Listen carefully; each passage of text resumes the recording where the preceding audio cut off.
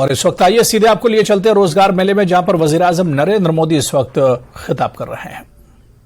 देश की जीडीपी में इस सेक्टर का योगदान 6.5% से ज्यादा है।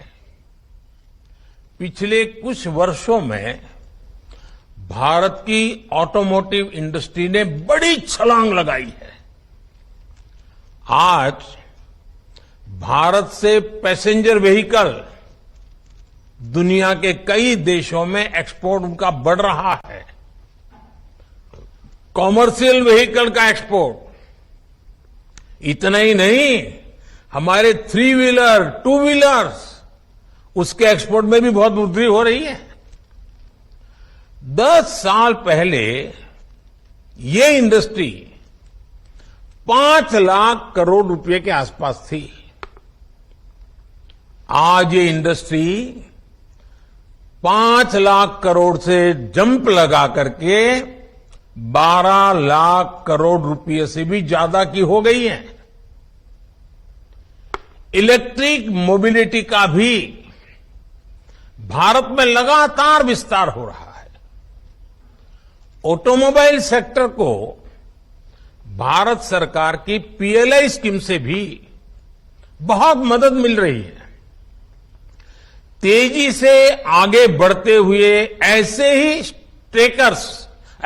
सेक्टर्स लाखों युवाओं के लिए रोजगार के नए मौके बना रहे हैं। साथियों, आज भारत एक दशक पहले की तुलना में ज्यादा स्थिर, ज्यादा सुरक्षित और ज्यादा मजबूत देश है। राजनीतिक भ्रष्टाचार, योजनाओं में गड़बड़ी, जनता जनार्दन के धन का दुरुपयोग, पुरानी जितनी सरकारें आप देखेंगे उनकी पहचान यही बन गई थी। आज भारत को उसकी राजनीतिक स्थिरता के लिए जाना जाता है। पॉलिटिकल स्टेबिलिटी ये दुनिया में बहुत मायना रखती है। आज भारत सरकार की पहचान उसके निर्णायक फैसलों से होती है। एक डिसिसिव गवर्नमेंट।